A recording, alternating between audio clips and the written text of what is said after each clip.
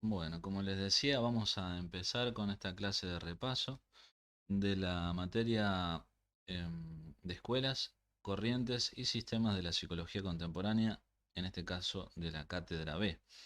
Vamos a hacerlo lo más pragmático y lo más práctico posible. Estructuré este grupo de estudio en base a mi experiencia con la materia, en lo que he rendido y les puedo asegurar que cada texto que está puesto acá en esta presentación que voy a hacer va a estar representada en las preguntas de su parcial, ¿sí? Vamos a hablar de los temas más importantes, de las líneas argumentativas más importantes de cada autor, así que los invito a que estén atentos a cada secuencia que vamos a ir presentando, porque está estructurado de esa manera para que les pueda servir y puedan aprobar el parcial de la mejor manera. Bueno, acá tenemos el programa, por supuesto siempre con el programa al lado, estudiando. Tenemos para repasar en este repaso la unidad número 5 que tiene que ver con el conductismo y con la psicología cognitiva en este caso. Vamos a hablar del texto de Ardila, Obituario, Watson, Revista Latinoamericana de Psicología, y el texto de Rivière vamos a tocar acá también, con el título de Orígenes históricos de la psicología cognitiva, paradigma simbólico y procesamiento de la información. Después en la unidad número 6 tengo entendido que no se va a tomar, así que no la vamos a tocar en este caso. Tenemos en la unidad número 7 una historia más de cerca, una historia que tiene que ver con la periodización de la psicología en Argentina, eh, por Klappenbach. Después tenemos a Villanova, que nos va a hablar de la psicología latinoamericana y su comienzo bifronte, ¿sí? Después nos vamos a ir directamente nos vamos acercando, ¿no? El programa nos va acercando a una historia cada vez más cercana, una historia local que tiene que ver con la psicología en Córdoba y de la mano de Ferrero, antecedentes de la psicología en Córdoba, demandas de los sectores industrial, educacional, que propiciaron la formación de la carrera, bueno, de psicología en este caso, ¿no? Sherman también, la autora, presenta el texto Memorias de Psicología en Córdoba. Y por último, en la unidad número 9 vamos a repasar los aspectos fundamentales de la Ley Nacional de Salud Mental número 26657. Bueno, sin más vamos a empezar entonces con este repaso. Tenemos acá la unidad número 5, vamos a empezar con el primer texto. El texto corresponde a Ardila, Los orígenes del conductismo, Watson y el manifiesto conductista en 1913. De acuerdo a cómo lo ven los conductistas, así propone el texto y este artículo el autor. Em, Ardila repasa aquí rápidamente lo ocurrido en psicología en los 100 años posteriores a la publicación del texto, la psicología tal como la ve el conductista, como les decía recién, por John Watson, considerado como el hito que da origen a la escuela psicológica denominada conductismo, ¿no? Bueno, Watson propone cambiar desde el estudio de la mente a la conciencia, o la conciencia, perdón, hacia el estudio de la conducta, y con ello cambia el curso de la psicología del siglo XX. Esta es una idea muy importante. Propone cambiar desde el estudio de la mente o la conciencia hacia el estudio de la conducta, y con ello cambia el curso de la psicología del siglo XX. En 1913, su propuesta fue una reacción al método de estudio prevaleciente en la psicología de la conciencia y la introspección. Si automáticamente relacionaron la psicología y la introspección y el año 1913 con el psicoanálisis, lo relacionaron muy bien porque tiene que ver con eso, tiene que ver con el nacimiento también coincidente, ¿no? del psicoanálisis como método, como ciencia y como práctica. y tiene que ver con eso también, ¿no? El psicoanálisis tiene que ver con la introspección en segunda persona y lo que propone Watson es una cuestión objetivista, dice él, un método objetivista. Entonces así propone una psicología libre de presupuestos filosóficos en tercera persona y con énfasis en el ambiente, ¿no? Muy de la mano con la proposición ambientalista. Bueno, pasamos a la siguiente ficha y dice que Watson rechaza la relación entre psicología y filosofía, proponiendo una psicología de laboratorio tipo experimental. Rechaza también la psicología en primera persona al estilo de Wundt y la psicología en segunda persona al estilo de Freud, lo que les venía diciendo recién. Entonces destacó que somos perfeccionables, decía, y que es posible modificar y modelar el comportamiento humano desde la afuera, desde el ambiente social. Por eso era ambientalista. El concepto básico entonces del conductismo es la relación entre estímulo-respuesta. Es decir, la respuesta está determinada por un estímulo. Yo le dejo un segundito ahí la planilla, la hoja esta, porque ya como les comentaba, son preguntas y respuestas casi literales del parcial, me animo a decir. Y de eso se trata, ¿no? Mientras me tomo un mate.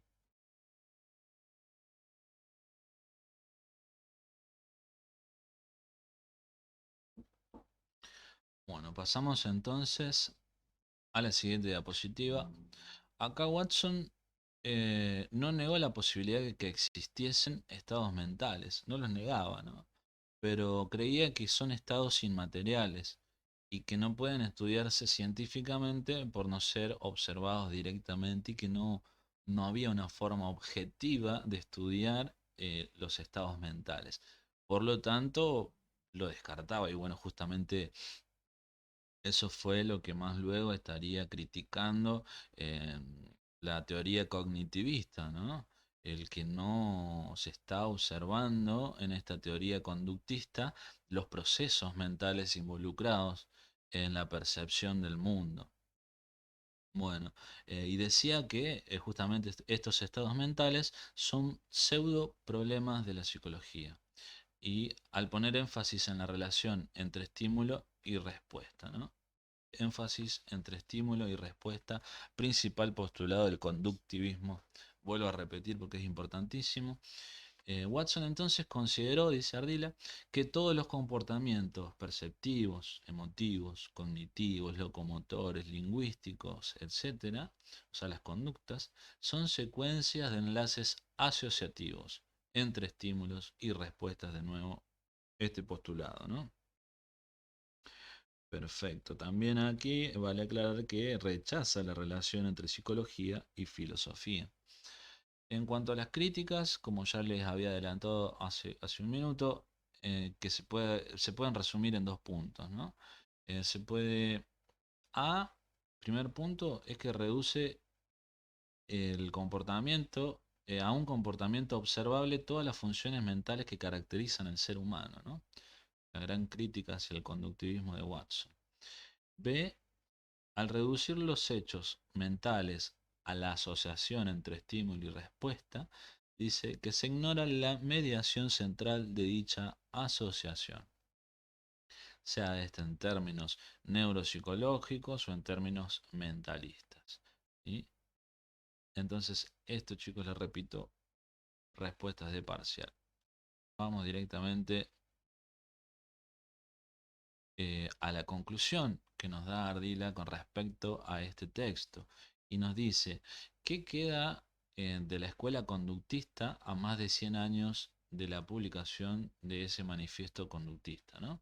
Y dice Ardila, si bien la conciencia ha vuelto a ser parte de la psicología y las ideas de Watson sobre la crianza en niños ya no tienen validez, pero sí, dice, sobrevive su definición de la psicología como ciencia del comportamiento.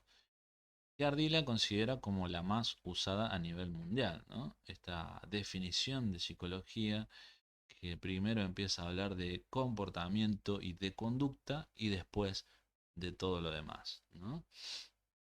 Eh, Dice que esto es lo que permanece en la definición de ese legado conductista. Ardila también dice que permanece su insistencia en que hay continuidad psicológica entre especies, o sea, humana y animales no humanos.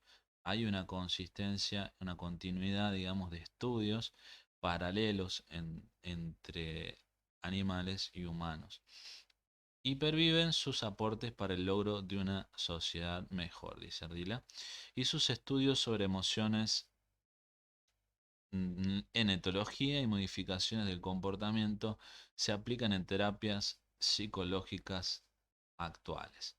Bien, con esto finalizamos lo que es el texto de Ardila. Es un texto cortito y lo he hecho lo más práctico posible. Ahora nos vamos al segundo texto que nos compete. Bueno, empezamos entonces con el siguiente texto, perdón, que tenemos acá. El siguiente texto es del autor Rivière, Orígenes históricos de la psicología cognitiva, paradigma simbólico y procesamiento de la información. Acá claramente vamos a estar hablando de la psicología cognitiva.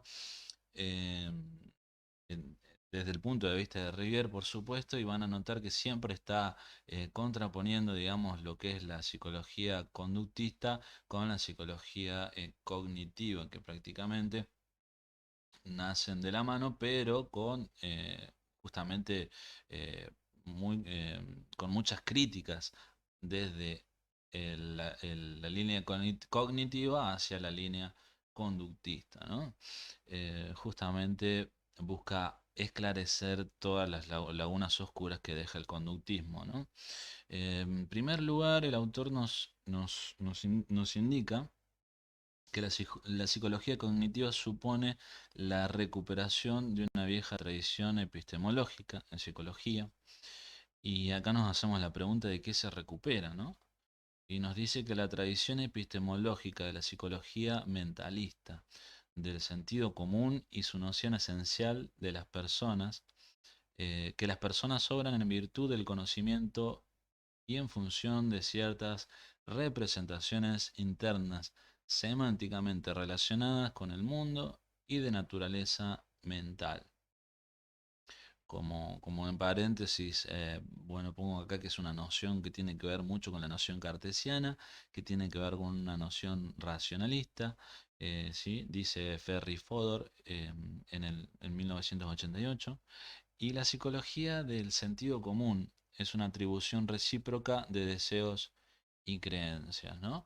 Entonces vemos cómo hay muchas connotaciones en esta frase, ¿no? Muchas palabras que nos guían a darnos cuenta de lo que está hablando Rivière acerca de la psicología cognitiva. Vemos que hay creencias, vemos que hay deseos como atribuciones de un sentido común. Después tenemos, esta es una pregunta clarísima de parcial. Si a ustedes chicos le preguntan, Rivière, cuando dice que la psicología cognitiva supone la recuperación de una vieja tradición epistemológica, bueno, y le va a dar las opciones, bien, ustedes tienen que poner que la tradición epistemológica de la psicología mentalista es la respuesta correcta, del sentido común y su noción esencial de que las personas obran en virtud del conocimiento y en función de ciertas representaciones internas, perdón, semánticamente relacionadas a través de un lenguaje, eso quiere decir semántica, ¿no? Y de modo y con un mundo y de naturaleza mental. Perfecto. Sigamos entonces. Dice que la herramienta de comprensión y predicción psicosocial eh, es tan poderosa y eficaz que si colapsara sería la catástrofe intelectual más grande de la historia, porque el conductismo, bueno, la herramienta de comprensión está hablando de los procesos mentales, ¿no? Justamente del paradigma simbólico y de la psicología cognitiva que plantea Rivière, y bueno, Desde ese lado lo plantea, ¿no? Y dice, ¿por qué el conductismo constituye una anomalía histórica para Rivière? Otra pregunta de parcial. La respuesta correcta sería porque rompe con la larga tradición epistemológica de la que extrañable, de la entrañable relación de materia psicológica en la actividad de conocer. Desconoce el mentalismo y la psicología intencionalista de creencias y deseos, razón por la cual es epistemofóbico. Tremenda la crítica que le hace al conductismo eh, en esta frase. Dice que es epistemofóbico, o sea que niega los orígenes de las cosas y de las representaciones de las cosas. Tremenda pregunta de parcial, repito de nuevo porque es muy importante. ¿Por qué dice que es el conductismo una anomalía histórica, Rivière? Porque rompe con la larga tradición epistemológica de la entrañable relación de la materia psicológica por un lado y la actividad de conocer, ¿no? El mundo, los deseos, las creencias, y desconoce el mentalismo, ¿no? Estos procesos mentales que ocurren internamente. Entonces por eso dice que es epistemofóbico. Seguimos a la siguiente diapositiva. En la siguiente diapositiva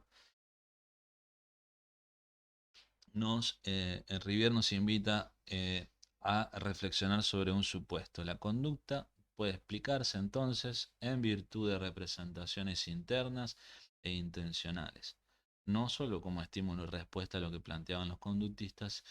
La explicación cognitiva es nueva por dos razones, dice. Pregunta de parcial, chicos, de vuelta.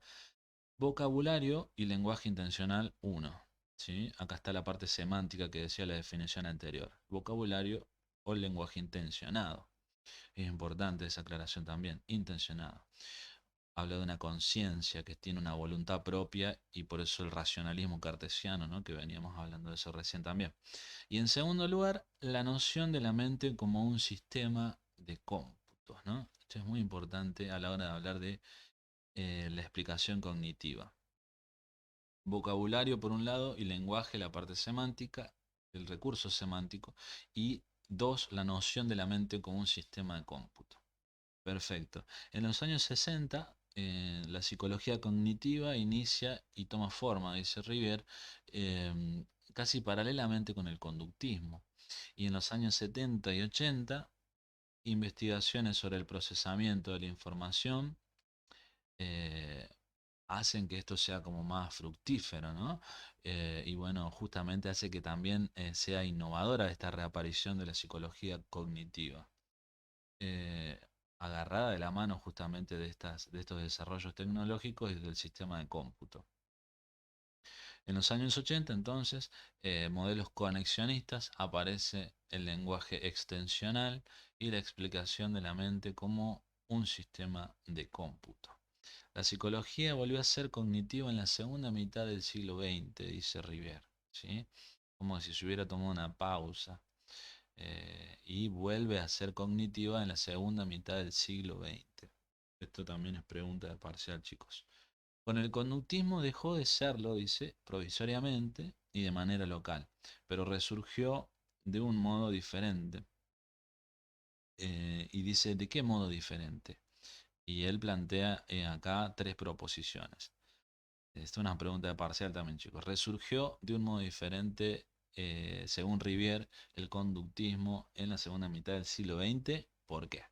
Las respuestas correctas son por tres postulados o proposiciones. La proposición sensista de estímulos y respuestas, la proposición conexionista, cómo se conectan entre sí los elementos mente y cuerpo, ¿sí? Eso significa la proposición conexionista, y la proposición mecanicista, la explicación de la conducta observable.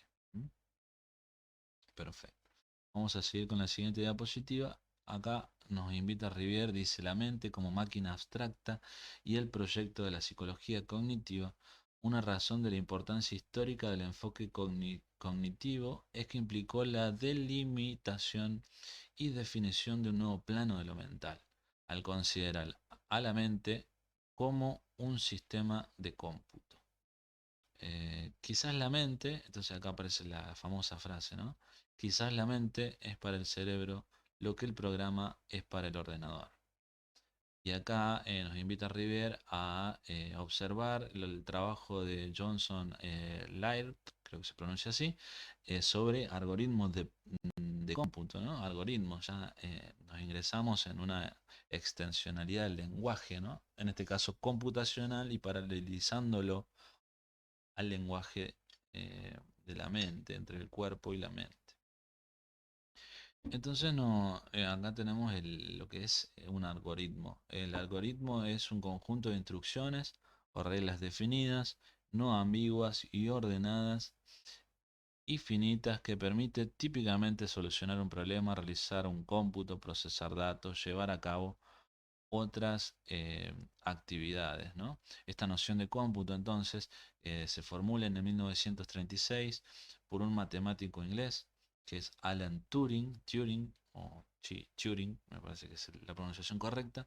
Imaginó una máquina abstracta eh, muy simple, que era esta máquina que nosotros vimos en los trabajos prácticos en escuelas, que es capaz de simular cualquier actividad que pudiera descomponerse en un procedimiento efectivo, es decir, en un algoritmo, ¿no? Que le esté sistematizando el lenguaje, que esté como no me sale la palabra, programado, que a través de una máquina programada, a través de un lenguaje semántico algorítmico, o sea, computacional, consistente de transformaciones discretas de cadenas y también de símbolos. Yo sé que parece medio complicado de procesar así con muchas palabras, pero él simplemente dice eso. O sea, se imaginaba una máquina abstracta muy simple capaz de dialogar con un hombre y que este hombre no se dé cuenta que el que le está hablando es una máquina que está programada por un lenguaje de algoritmos, ¿no? De matemática. Entonces Turing, Computer, Machine and Intelligence, creo que estoy medio mal en el inglés, explicación mecanicista de la mente, ¿no es cierto? Eso es lo que postula Turing en este experimento, en esto que postula. Desarrolla una ciencia objetiva de la misma, ¿no? Dice Rivière. Y la metáfora del ordenador como máquina simbólica no es materia, sino forma. Así, la psicología cognitiva se caracterizó por un mecanicismo abstracto y por la tendencia a ofrecer explicaciones formales de fenómenos, definiendo su génesis en virtud de la forma de los algoritmos que las producen. Esto también es típica pregunta de parcial y cuál es la importancia de este de este actor, ¿no es cierto? Que es Alan Turing, desarrollador de esta noción de la máquina abstracta eh, y su programa. Perfecto. Vamos a la siguiente diapositiva. Acá Rivière nos invita a que hablemos de McCulloch, creo que es así se pronuncia, y Pitts. Intentos de encarnar la nueva versión de la mente en modelos abstractos del sistema nervioso, como un sistema de cómputos, ¿no? Entonces, a medida que va avanzando la neurociencia, también van avanzando las ciencias tecnológicas y también, bueno, se va agarrando de ahí lo que es la ciencia cognitiva, ¿no? Y que por eso es tan atrayente y por eso tiene mucho significado para la época, ¿no? Y bueno, tiene un impulso grande por esto también. El origen del paradigma simbólico computacional de la psicología cognitiva. Acá nos plantea en este subtítulo Rivière y nos preguntamos lo siguiente. ¿Significaba realmente la nueva psicología cognitiva una ruptura con el conductismo y sus criterios de justificación observacionales y teóricos? Es lo que se pregunta acá Rivière. Y de acuerdo a eso, Leahy se escribe literal, no sé cómo se pronuncia, disculpen, dice, presentó en una reunión de la APA en el año 1981 una ponencia con un título provocativo. en donde decía que la revolución que nunca existió, el procesamiento de la información es conductismo. Bueno, eso es lo que nos hace notar acá Rivière, ¿no? En cuanto a una crítica, ¿no? A través de este autor que es Li Hei, porque se puede pronunciar literalmente. Entonces, qué fuerte la frase, ¿no? La revolución que nunca existió. Y el procesamiento de la información es conductismo, dice acá. ¿Es conductismo la nueva psicología cognitiva? Entonces se pregunta, de acuerdo a este postulado. Y en esa línea dice, criterios de justificación que estableció el enfoque cognitivo para la psicología científica. Y después dice, criterio, en primer lugar, de extensionalidad de la base empírica. Criterio de justificación algorítmica de los conceptos teóricos. Coexistían subparadigmas, decía. La versión débil de la metáfora del ordenador, que en base semántica y empirista, decía, y la versión fuerte y literal de la metáfora del ordenador, o sea, la forma sintáctica y representacional. Entonces trata de dar hilo a esta pregunta, ¿no? ¿El conductismo es la nueva psicología cognitiva? Bueno, algunos autores consideran que sí. Desde el comienzo mismo de la psicología cognitiva, la relación íntima entre el nuevo enfoque psicológico y la nueva inteligencia artificial quedaba asegurada por el trabajo incansable de dos pioneros de ambos campos, como es Newell y Simon. Entonces parecería que la respuesta es positiva, ¿no? Vendría a ser la psicología cognitiva una continuidad del conductismo, según estos postulados. En la segunda mitad de los años 50 se constituye, dice Rivière, el momento histórico en que se define con claridad la naturaleza de la psicología cognitiva que en ese momento estaba emergiendo. Eh, Acá nos indica que Chomsky, otro actor que interviene y que aportó a la psicología cognitiva a través de sus teorías de enlace formalista de lo mental, el papel del conocimiento de la actividad interna. Y en 1964, Miller, Galanter y Privam, a través de Plants and the Structure of Behavior, em, dice, es el esfuerzo por insertar los viejos conceptos mentales de la psicología natural a los nuevos modernos explicativos de carácter computacional, ¿no? Sigue pujando ahí la ciencia de lo biológico, queriendo, y de las ciencias naturales, como queriendo abrirse paso sobre las nuevas, eh, justamente los nuevos términos, ¿no es cierto?, del conductismo emergente. Entonces, dice, la psicología cognitiva, por un lado, asimila ese vocabulario a los esquemas trazados por los nuevos algoritmos de cómputo y bucles de la retroalimentación. En cambio, el conductismo, traducir el vocabulario de la mente a términos puramente extensionales, o sea, desmentalizar, o sea, que no se tenga en cuenta la mente, sino que solamente se tenga en cuenta el estímulo-respuesta. Constantemente está hablando lo cognitivo con lo conductista. Bien, entonces mezclar, dice Rivière, los conceptos propositivos y mentalistas de la psicología natural con las categorías derivadas de la noción de cómputo, y dice, solo pueden tener sentido en un nivel subpersonal de la explicación. Perfecto, seguimos entonces. Dice que la formulación, Rivière, la formulación más clara del nuevo modelo computacional de explicación fue la que realizaron en 1958 Newell, Shaw, Simon en Elements of Theory of Human Problem Solving. Después dice supuesto, la mente, el supuesto de este texto, ¿no?, de esta explicación, de esta formulación, es la mente es una especie de paquete de software escrito en lenguaje simbólico de alto nivel y la psicología es la ciencia que estudia ese software. Las mentes son sistemas físicos y simbólicos, símbolos intencionales que se manipularon con algoritmos computacionales bien definidos.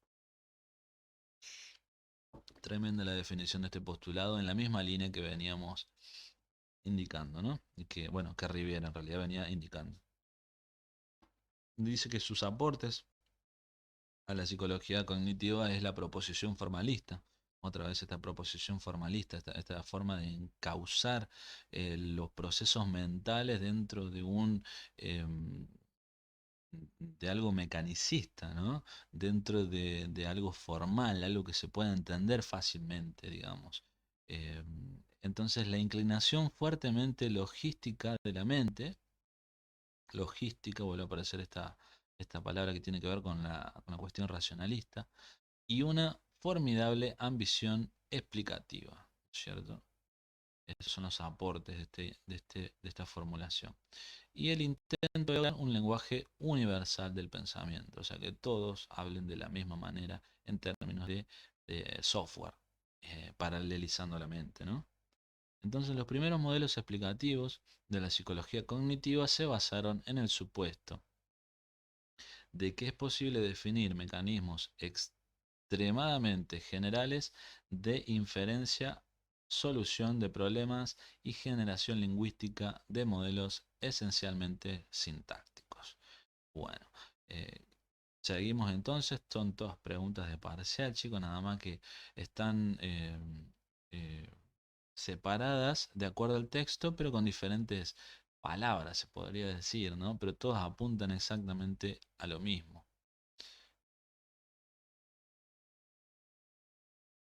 Perfecto. Eso en cuanto entonces al texto de Rivière, les decía, como supuesto fundamental, esta idea de que la mente es un paquete de software y que está escrito por un lenguaje simbólico, ¿no? Paralelizando con el lenguaje de las computadoras, que son los algoritmos y los procesos mentales. Yo creo que es muy interesante toda esta postulación y espero que haya quedado claro para poder resolver las preguntas del parcial del texto de Rivière. Ahora vamos al siguiente texto.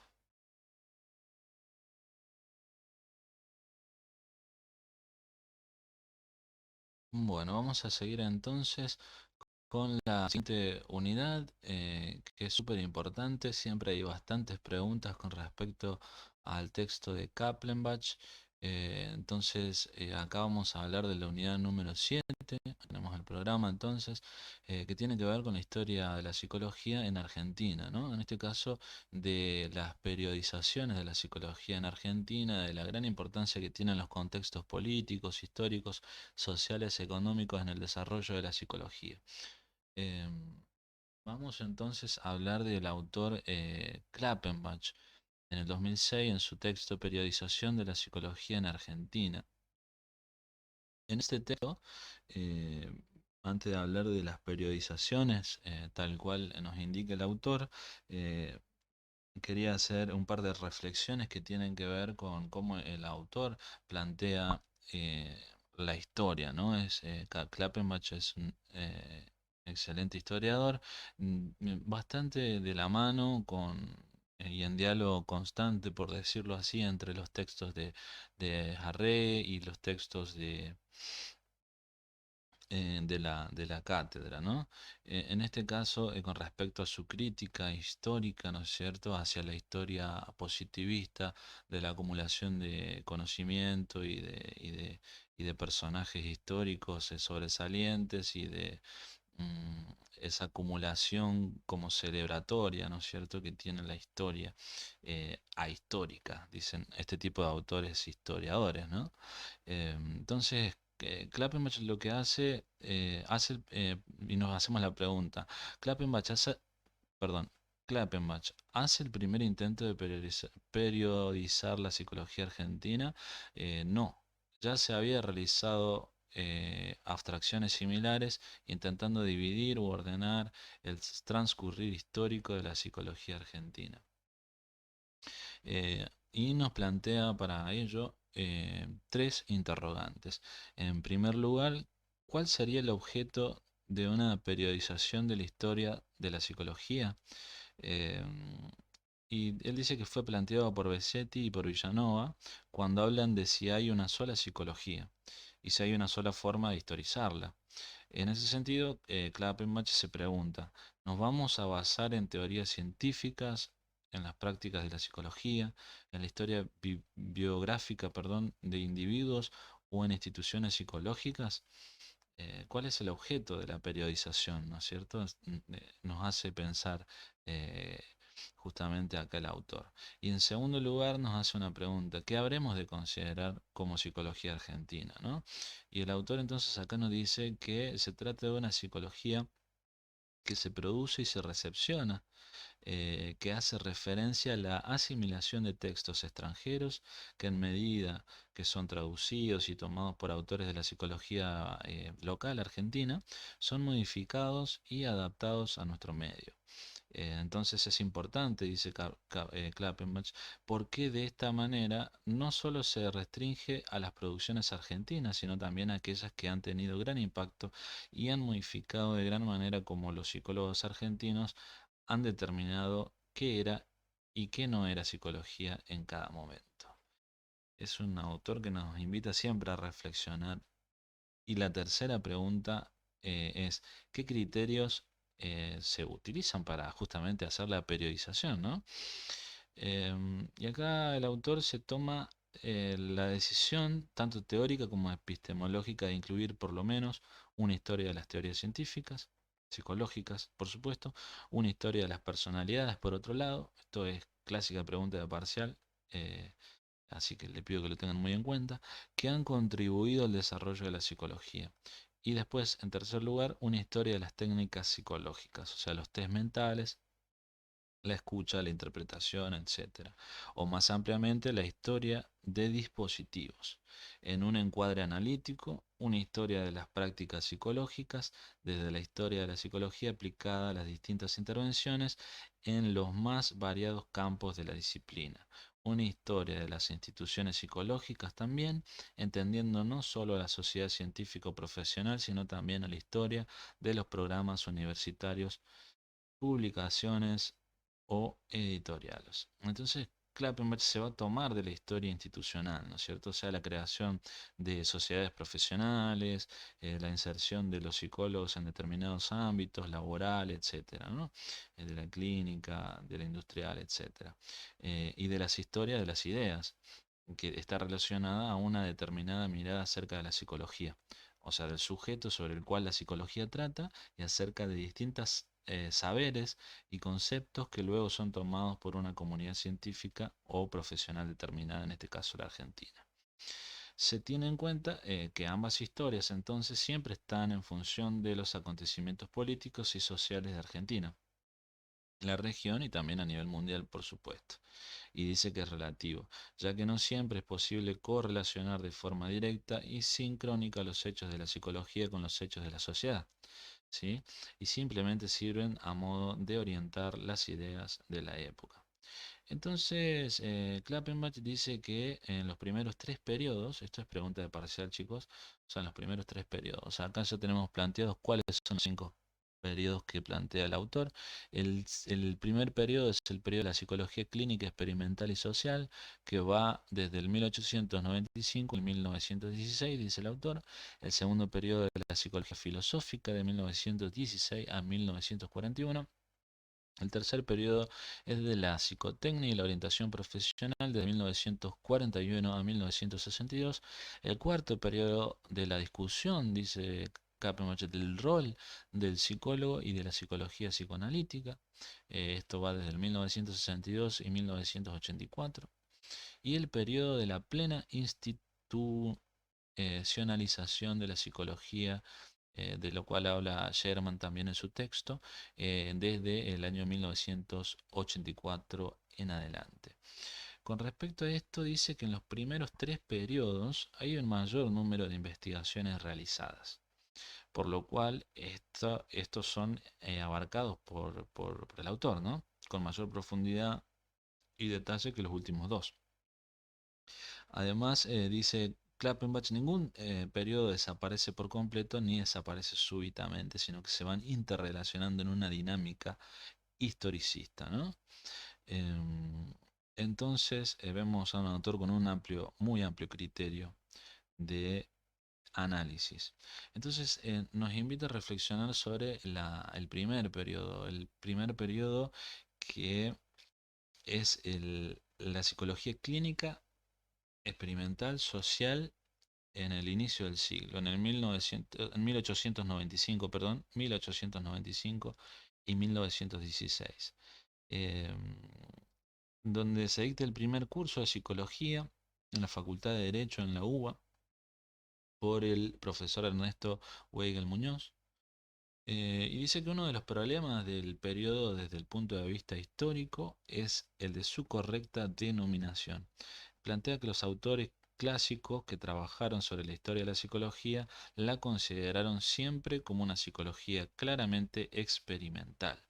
Esta observación no parece casual, ya que se establecieron varios laboratorios, por ejemplo el de Víctor Mercante, en 1891, perdón, 1891 es muy importante la fecha, está por acá, esto fue en San Juan. En el 1905, el Laboratorio de Psicología Experimental en la Universidad de La Plata. ¿Mm? Bueno, tenemos ahí de Horacio Piñeiro en 1899, el Laboratorio de Psicología Experimental en el Colegio Nacional Central. En el 1902, el Laboratorio de Psicología Experimental de la UBA, como acontecimientos institucionales de relevancia, ¿no?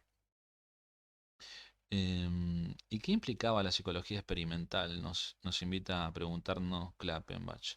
Señala que varios planes de estudio utilizados en universidades argentinas repetían o eran copias exactas de planes de estudios utilizados en Francia.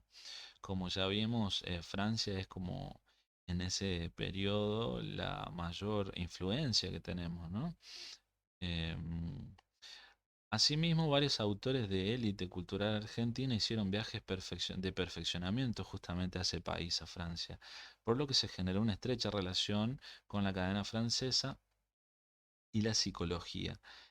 Ingresó al país por esta vía, ¿no es cierto? Y a través de la intelectualidad francesa, en este sentido, existe una temprana recepción de la psicología europea que tiene, bueno, para crear distintos autores, ¿no? Bueno, acá esto es lo que estamos planteando en esta diapositiva, me adelanté, pero era de lo que estaba hablando, ¿no? Eh, y también, bueno, Unt buscaba producir conocimiento original, Piñero buscaba complementar la enseñanza de la psicología con demostraciones prácticas, pero como ya vimos, la principal influencia no era de Unt de la escuela alemana, sino que era de la escuela francesa, ¿no? Y la estrecha relación que había. En primer lugar, la recepción de las obras originales de autores, dice Klappenbach, de Grasset, Ribot o Janet. Y si bien sus aportes fueron muy importantes durante este periodo, si bien hubo obras en castellano traducidas de autores franceses y alemanes, hay que decir que en este primer periodo la psicología argentina hace una recepción casi directa de la psicología francesa, no solo de los autores, sino de la traducción que estos hicieron de autores de otros centros intelectuales de la época y principalmente de Alemania. Pero la mayor influencia entonces casi era radicalmente francesa. ¿Qué implicancias tuvo esta recepción de una psicología marcadamente francesa? Se pregunta Klappenbach y esto es pregunta de parcial. En primera instancia, la idea claramente norteamericana y fundamentalista de que Wundt es el padre de la psicología es una idea que no estaba presente en la psicología de fines del siglo en Francia, justamente alineado a la idea esta de que eh, la psicología nació con la profesión y con la primera carrera de psicología en Estados Unidos, ¿no? Va de la mano con eso. Y Klappenbach toma a Binet, por ejemplo, que habla de que la psicología en Francia sí reconocía la importancia de Wundt, pero en mismo plano a Charcot y a Ribot. En este sentido, queda claro que la psicología argentina tiene inicios que distan mucho, dice Klappenbach, de las descripciones que conocemos de la psicología americana. De hecho, lo que dijo Binet fue repetido casi textual por Piñero. Tanto él como José Ingenieros planteaba que los tres factores que estaban en la base de la nueva psicología tenían que ver con la observación clínica, en primer lugar, en segundo lugar, con la investigación experimental y la divulgación científica, en tercer lugar. Perfecto, vamos a avanzar entonces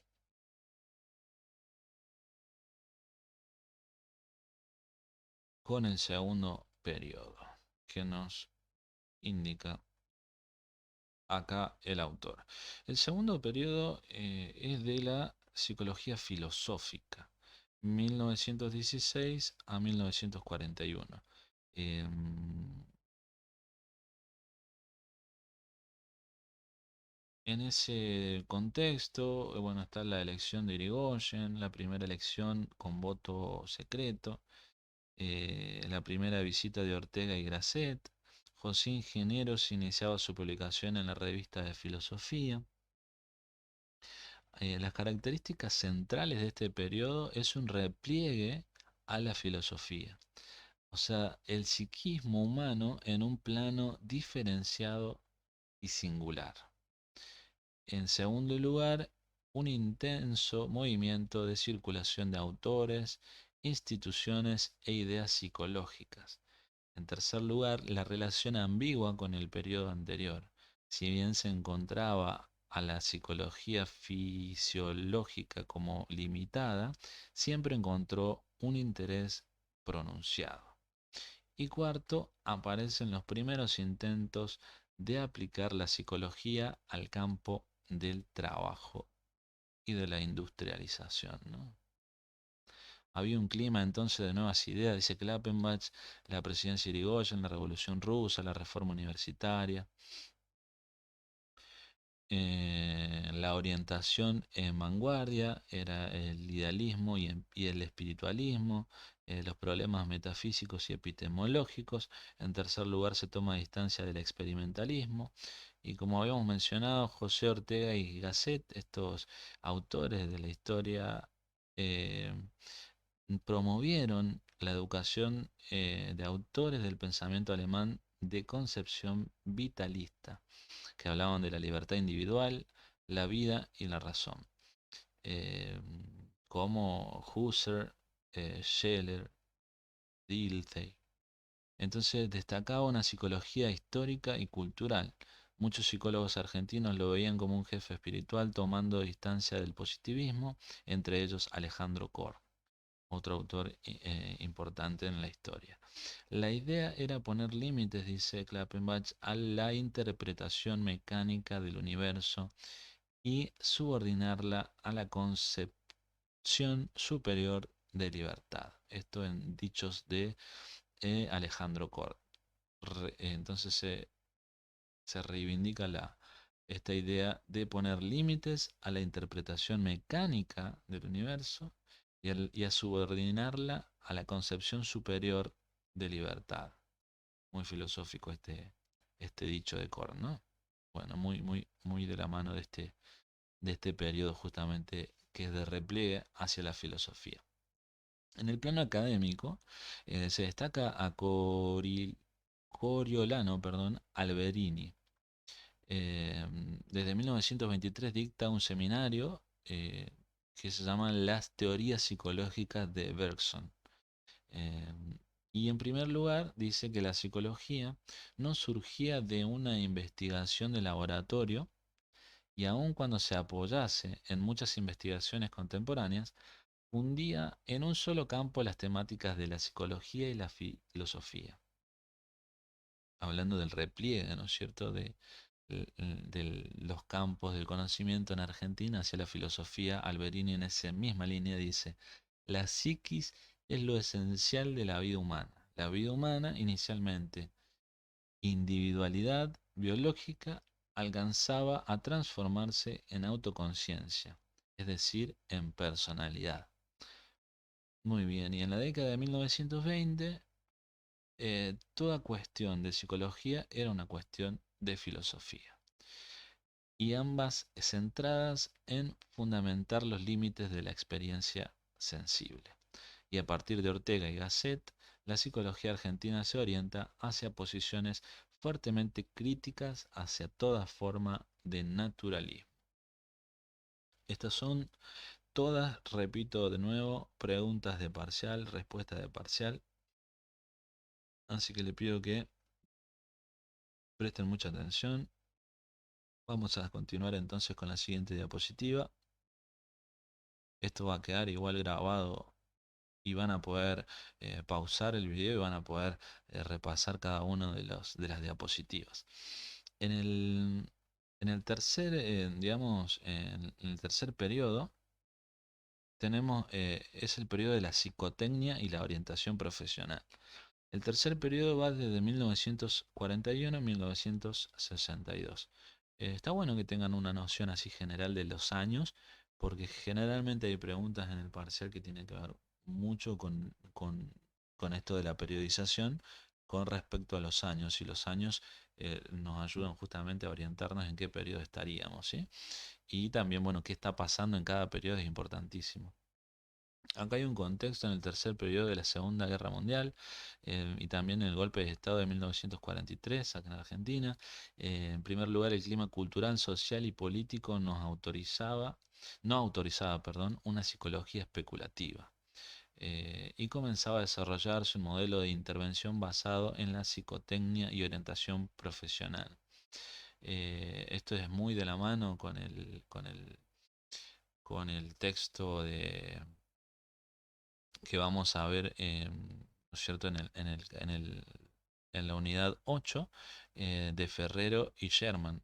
Ferrero habla muy claramente de esta paralelización en el territorio cordobés, ¿no? En lo que pasa en la historia cordobesa y cómo estos acontecimientos eh, también tienen impacto en Córdoba. Eh, en las universidades, por otro lado, en el ámbito, digamos, intelectual, continuaban ocupando puestos las figuras del periodo anterior, del segundo periodo de filósofos, ¿no? Y por otro lado, Klappenbach nombra a Puciarelli de la UTN de Tucumán y Horas en San Juan y empezaban a plantear una psicología racional por un lado y por otro lado una empírica, dice Klappenbach. Perfecto, les dejo un segundito la diapositiva si pueden tomar nota si quieren.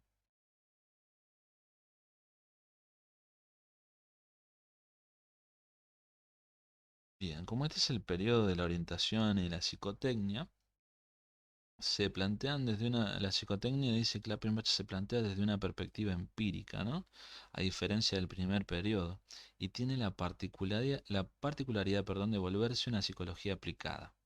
En primer lugar, a la industria, pero también a la educación. Este término proviene del Taylorismo, en el cual se busca valorar la relación existente entre la inteligencia y otras aptitudes de un trabajador y con determinado trabajo. Estudio centrado entonces en el aprovechamiento y rendimiento del trabajo. De esto también habla mucho Ferrero en el texto que tiene que ver con justamente este periodo que coincide bastante con lo que pasa en Córdoba, por supuesto, porque es parte de la Argentina, ¿no? Entonces, bueno, acá hablamos de la psicotecnia, del Taylorismo, que es el Taylorismo, un estudio del perdón, un estudio concienzudo de las operaciones de cada trabajo. Y promueve inventar medios de trabajo para que el obrero utilice racional y ventajosamente y sin fatigarle la totalidad de su fuerza, ¿no?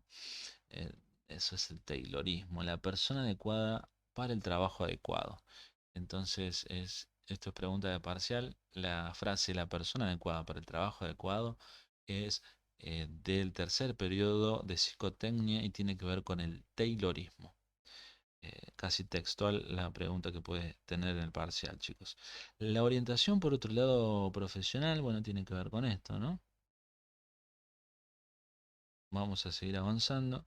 La orientación profesional eh, en autores como Mira y López dicen que es la actuación científica compleja y persistente destinada a conseguir que cada sujeto se dedicara al tipo de trabajo profesional en el que con menor esfuerzo pueda obtener mayor rendimiento, provecho y satisfacción para sí y para la sociedad.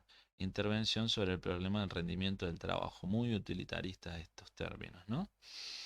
Entonces, dos procesos que marcaron el desarrollo fueron, por un lado, los avances en el área de psicotecnia, que estaban marcados por Hugo Musterberg, que había sido discípulo de Wundt y que sus desarrollos dentro de la psicología consideraban que siempre debía ser aplicada a un campo, perdón. Desde 1911 circulaban en Argentina dos de sus obras traducidas, La psicología y la vida la psicología y la vida y la psicología y el maestro. Luego Palacios plantea su estudio sobre fatiga, dice el autor,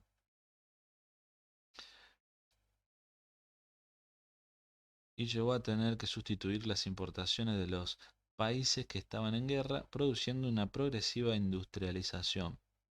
Tiene que ver con la Segunda Guerra Mundial, ¿no? Sobre todo en el primer y segundo gobierno de Perón. Esto generó una clase trabajadora que necesitaba una rápida conversión laboral, ya que muchas personas eran rurales y debían calificarse para trabajos industriales, y heme aquí estaba la psicología al servicio de la eh, orientación psicotécnica eh, en aras del trabajo industrial, ¿no? Perfecto, vamos a seguir entonces. Acá estamos hablando de una política que es el segundo plan quinquenal, que se fijó el objetivo de encauzar el aprendizaje y la orientación vocacional en el campo de la educación y del trabajo.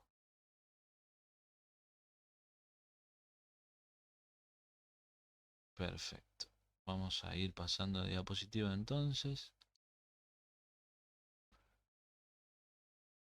Acá nos habla el autor de espacios curriculares que comienzan a plantear la idea de una profesión.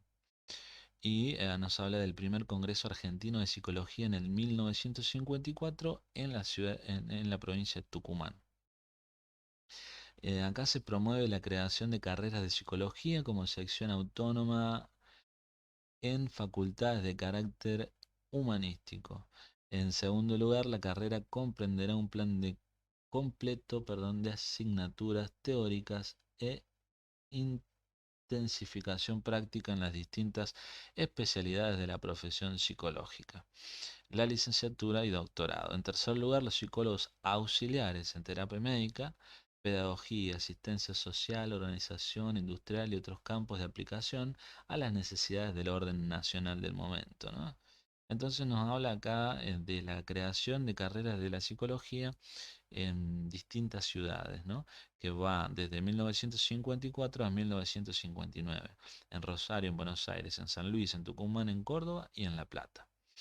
Después dice que el papel del Estado como planificador de un conjunto de teorías, técnicas e intervenciones es de un papel fundamental para el impulso de todo este movimiento psicológico en la Argentina, ¿no? Justamente en este periodo de la psicotecnia, que tiene que ver con el trabajo y con este contexto global de postguerra mundial. Entonces, Argentina tiene un papel fundamental y necesita mano de obra, repasando lo que estábamos diciendo, ¿no? Entonces acá nos tira una frase como para reflexionar, dice, cuando el Estado se debilite, se debilitará la orientación profesional. Nos vamos de lleno entonces al cuarto periodo. Este cuarto periodo, Klappenbach le pone un título, dice, periodo de la discusión del rol del psicólogo y de la psicología psicoanalítica desde los años 1960 a 1983. Em, Nos habla de la década del 60 entonces, donde dice que había la novedad de la profesión del psicólogo, ¿no? Era una novedad en ese momento. Había una ambigüedad también en la formación universitaria, en la amplitud de las aplicaciones de la psicología, era muy amplio, ¿sí? No. Dice que el clima político del país y de Latinoamérica también juegan un papel importante. Y se lleva la discusión en este cuarto periodo del rol al plano del compromiso con las formaciones políticas y sociales de un país, ¿no? ¿Cuál es la función del psicólogo en todo ese contexto? Entonces se hace perdón, en esta discusión hay como un versus psicólogo y versus agente de cambio, ¿no? Y en cuanto al psicólogo, buscaba la aplicación desde la psicopedagogía clínica, la orientación vocacional y la selección de personal. Y el cambio de agente buscaba modificar las fuerzas operantes en una institución que busca neutralizar su accionar. Ambos siempre, eh, eh, tanto el psicólogo como el agente de cambio, ambos siempre desde el psicoanálisis y dejando por fuera la psicología animal, el laboratorio e incluso la psicología fenomenológica. Otra dimensión del debate, dice el autor, acerca del rol como psicólogo clínico, como psicólogo orientado a otras especializaciones. Igualmente, no había claridad acerca de cuál era el ámbito de aplicación de la psicología, dice el autor. Y la pregunta era, ¿qué era un psicólogo? Y no qué era la psicología. En el 1960, una reivindicación del psicólogo en el derecho de la psicoterapia. En el 1970, la lucha será por el derecho a otros campos, como lo social y lo comunitario. Esto es pregunta de parcial, chicos. Lo repito de vuelta, en el 1960, la reivindicación del psicólogo en el derecho a la psicoterapia, ¿no? Eh, cómo, como función, ¿no? Y ahí tiene mucho que ver esta convergencia del psicoanálisis de los primeros eh, justamente profesionales formados en las carreras de psicología, que después justamente está muy paralelizado a lo que nos indica Sherman en su texto Memorias de Psicología en Córdoba, en donde nos habla de que hay un periodo de profesionales sin diploma y hay un periodo de profesionales con diploma y estos primeros diplomados eran entonces de formación psicoanalista y de la mano de eso, en el 60, repito, hay una reivindicación del psicólogo en el derecho de la psicoterapia. Y en el 70 la lucha será por el derecho entonces a otros campos como lo social y lo comunitario, ¿no? Que no se estaba contemplando hasta el momento, sino solamente lo psicotécnico. La actitud de hacer de la profesión un espacio de militancia tenía que ver con la liberación del hombre latinoamericano. Por eso también se habla acá, Klappenbach habla de que el psicólogo era psicólogo y también era agente de cambio, ¿no? Porque se abría paso dentro de la historia de la Argentina en ese caso. Y en este caso, de la liberación del hombre, dice Klappenbach, del hombre latinoamericano. Otra parte del debate estaba dado en un conflicto interprofesional entre la psicología y la medicina. Esto también es pregunta de parcial, entre psicólogos y psiquiatras, ¿no? Entonces había como una puja ahí en el campo que cada uno le competía, ¿no? Dentro de uno de los extremos se planteaba que hablar de psicología era hablar de psicología clínica. Eso es lo que es lo que le compete solamente a la psicología, decían algunos. Y algunos críticos sostenían que el énfasis de lo clínico era una deformación producida por el exceso de psiquiatras y psicoterapeutas en funciones de docencia en las carreras de psicología. Esta preeminencia del método clínico, implementado no solo en la psicología clínica, sino también en todas las áreas de aplicación, conllevaría a la agudización de estos conflictos con profesionales de la medicina, decía Klappenbach. Un conflicto entonces tenemos planteado en el cuarto periodo. Acá ya hablamos del psicólogo, del agente de cambio. Se lo dejo un segundito, la diapositiva.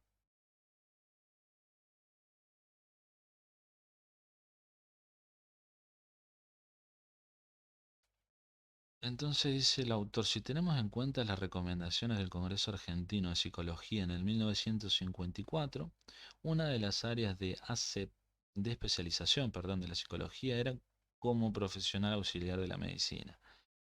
O sea, como auxiliar de la medicina, no había eh, un marco bien delimitado, que no fuera como auxiliar de la medicina de un psiquiatra en ese caso, ¿no? El psicólogo era auxiliar nada más. Por lo tanto, el conflicto había empezado antes de que se agregaran los primeros psicólogos, ¿no? Que se egresaran, perdón, los primeros psicólogos. Por ejemplo, en el Consejo Académico de Medicina en la Universidad Nacional de La Plata.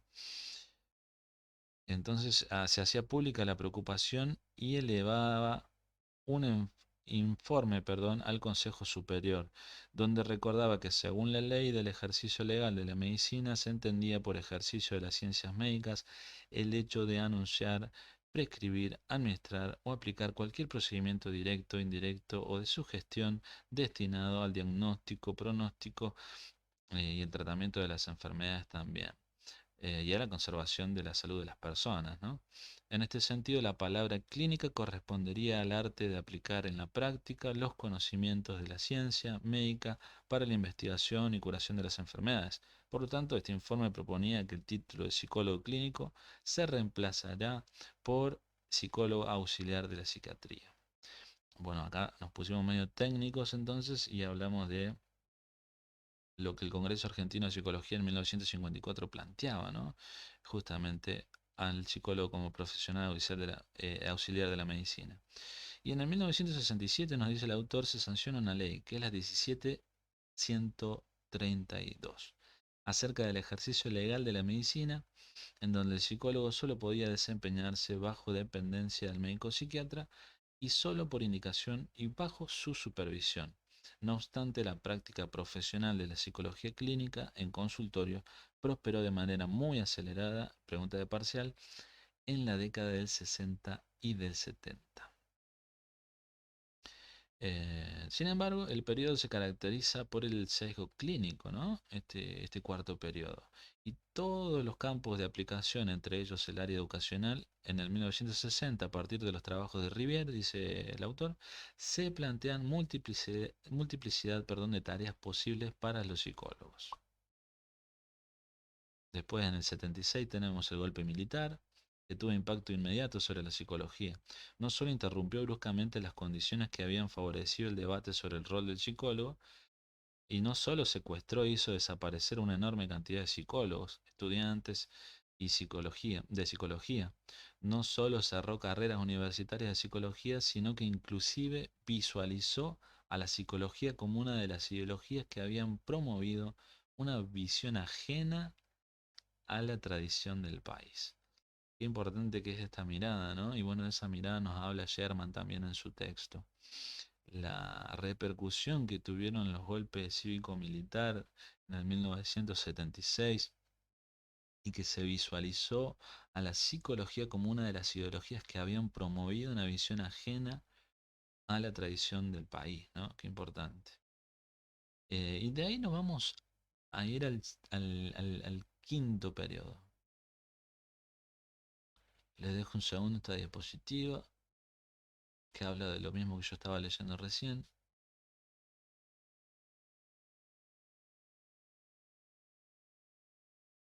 La dictadura y todo lo que significó esto en el ámbito de la historia de la psicología, ¿no? Que cerró carreras universitarias de psicología, que visualizó la psicología como una de las ideologías que habían promovido una visión ajena a la tradición del país. Importantísimo esto destacarlo en el cuarto periodo. Bueno, por último nos vamos al quinto periodo. En este quinto periodo habla de un periodo de la plena institucionalización que data desde el 1983. Dice que favoreció dos cuestiones. En primer lugar, el pleno ejercicio público de la profesión a través de leyes, reglamentaciones y disposiciones que ordenaron jurídicamente el campo del psicólogo, a diferenciación del del campo del periodo anterior. ¿Se dan cuenta? Esto es muy importante y que es pregunta de parcial segurísimo. Que ustedes tengan en cuenta cuándo había restricciones en el cuarto periodo, cuándo fue el golpe militar en el 76 en el cuarto periodo, cuándo fue que el psicólogo estaba atado de alguna manera a la práctica y como auxiliar de un psiquiatra de la mano de la medicina solamente. Acá ya en el quinto periodo hay un reconocimiento de la profesión del psicólogo y no solamente eso, sino que a través de leyes y de reglamentaciones que dicen cuál es el campo específico de la profesión del psicólogo. ¿Sí? Eso es importantísimo. Es una pregunta de parcial. Entonces dice, el inicio de la constitución de una tradición en torno a la investigación en psicología, la cual había sido sistemáticamente interrumpida por razones de tipo ideológico, políticas y en muchos momentos de los periodos anteriores, como le había comentado recién. Em, el retorno de la democracia encuentra a la psicología desde el punto de vista legal todavía ceñida por las resoluciones de incumbencias de título universitario dictadas en el 80. Por incumbencia de título del psicólogo, se entendían las capacidades que el psicólogo podía exhibir tras su formación universitaria y mediante las cuales estaba en condiciones para llevar a cabo determinadas acciones o actividades. Entonces, dicha resolución todavía guardaba relación con lo que la legislación del ejercicio de la medicina establecía, ¿no? Todavía había ese sesgo. Pero en la resolución 1560/80 estableció que dentro del área de la medicina, el psicólogo le corresponde la obtención de test psicológicos, la colaboración de tareas de investigación, tareas de rehabilitación y únicamente por indicación y bajo supervisión del médico especializado y no les incumbe la práctica del psicoanálisis, la psicoterapia ni la prescripción de drogas psicoanalíticas. Ante esto, en 1983 justamente comienza en este quinto periodo la legislación de la psicología en distintas entidades provinciales de psicólogos. Seguimos acá entonces con este quinto periodo. En el 1985, del quinto periodo, dice el autor, se logra la elaboración de las incumbencias del título de psicólogo y licenciado en psicología.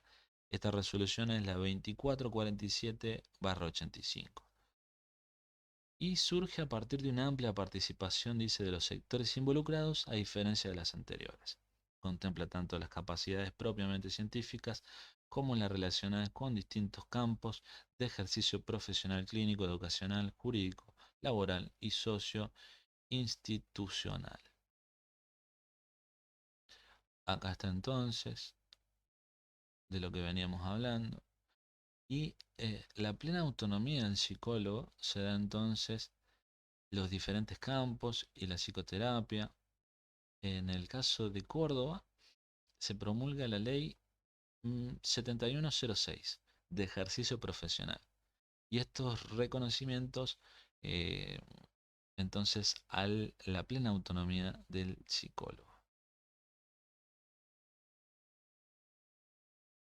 En el 1985 se logra entonces la elaboración de las incumbencias del título psicólogo y licenciado en psicología, resolución 2447/85, como le había mencionado recién.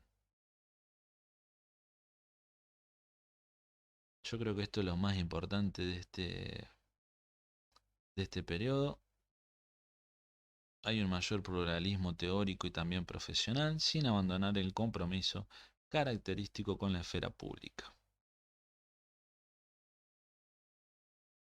Se consolida acá la vertiente lacaniana, también esto es de considerar, del psicoanálisis, como discurso y práctica privilegiada tanto en el ámbito privado como en el ámbito público. Perfecto. Seguimos acá entonces con otra diapositiva de esta quinta periodización. Lo más importante entonces, como le mencionaba, es la plena institucionalización del psicólogo, ¿no? Y de su profesión. Entonces dice que la globalización, hay tres cuestiones acá fundamentales. La recuperación democrática, entonces, de las universidades nacionales favoreció a la constitución de las facultades. en la Universidad de Buenos Aires, en Rosario, Mar del Plata, en 1996, en Tucumán en el 97 y en Córdoba en el 98. El retorno en segundo lugar al país de psicólogos exiliados durante la dictadura militar logra dinamizar un campo que permanecía cristalizado en torno al psicoanálisis. Fundamental esto, pregunta de parcial, chicos. La tercera cuestión importante acá es la globalización, que contribuyó a familiarizar, perdón, a la psicología local con instituciones internacionales, como la UPSIS, la CIP y la APA. El Mercosur generó intercambio con otros países de la región, con otras psicologías como Brasil o Chile.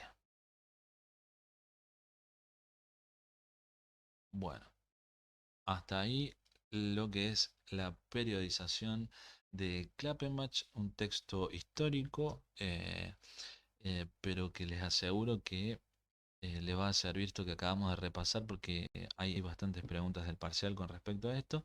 Entonces, como para hacer un repaso, cada periodo tiene su incumbencia, cada periodo tiene su idea clave, eh, su línea de pensamiento marcada y en qué se enfocaba. En esto Klappenbach es muy preciso. Así que bueno, vamos al siguiente texto.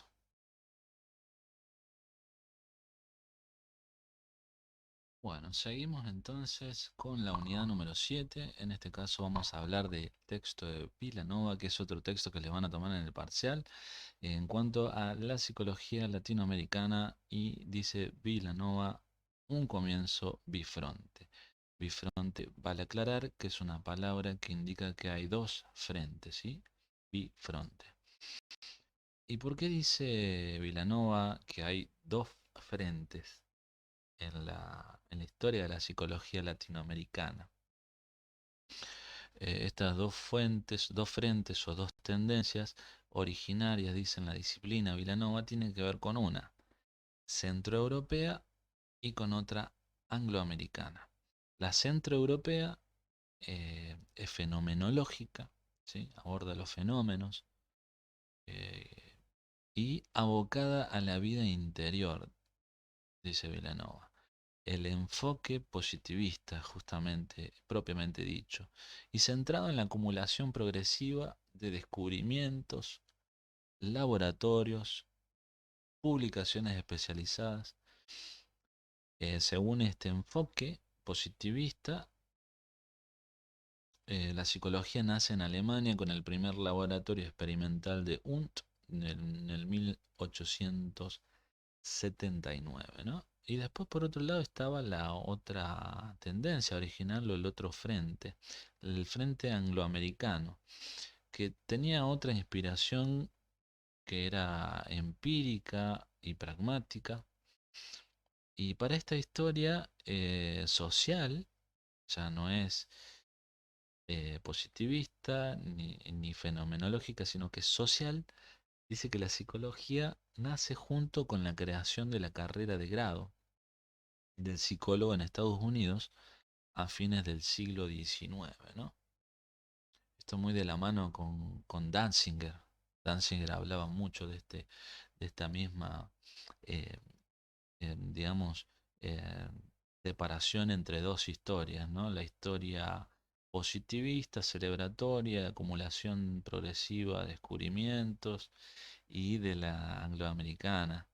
Eh, y bueno, como Danziger también hablaba, que en realidad la psicología había nacido en Estados Unidos, ¿no? Y es uno de los países con más psicólogos. Después nos invita acá el autor Vilanova, dice, lo que había parecido la irradiación hacia América del Norte de un saber nacido en Alemania, resultaría ser entonces la emergencia casi simultánea de dos disciplinas culturalmente condicionadas. Esto es pregunta de parcial. La primera, la ciencia de la experiencia. Esta es la idea fundamental de Vilanova, así en este texto. Poner en contraste siempre las dos historias. En primer lugar, la ciencia de la experiencia filosófica y concentrada en la vida del interior. Y por otro lado, la ciencia del comportamiento utilitaria y cimentada en la extrospección objetiva, o sea, el conductismo propiamente dicho, ¿no?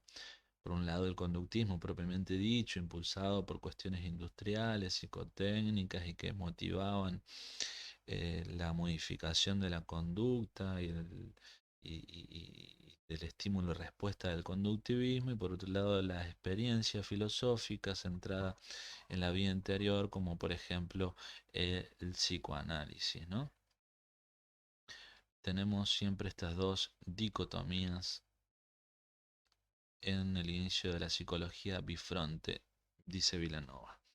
Entonces Argentina, dice que había en Argentina una rara asincronía, o sea que no venía sincronizado históricamente es la Argentina. El ciclo positivista, por un lado, influenciado por un patologismo, decía él, medicalista a lo Ribot, ¿sí? Produjo muchos actos pioneros, dice el autor. Primero la creación del primer laboratorio por Víctor Mercante en el 1891. Segundo lugar, el primer premio internacional a la contribución psicológica en lengua castellana por Mercante, en psicología de la aptitud matemática en el niño en el 1904. Después nos marca otro acontecimiento que es la primera Sociedad Latinoamericana de Psicólogos en el 1908. Después nos indica la primera revista psicológica en castellano en Anales del Instituto de Psicología de Enrique Mouchet en el 1935, entre otros, dice Vilanova. Esto como para darnos un pantallazo histórico, ¿no es cierto?, de la importancia del ciclo positivista que influenciaba. El pensamiento de estos experimentalistas, entonces, dice a la francesa, esto va muy de la mano con lo que dice Klappenbach también, eh, con toda una irradiación del funcionalismo americano evolucionista y pragmático y empírico. Vamos entonces a la perspectiva de Vilanova. Estamos tocando los puntos nodales de este texto. Dice que hay una reacción antipositivista, dice Vilanova, en el país.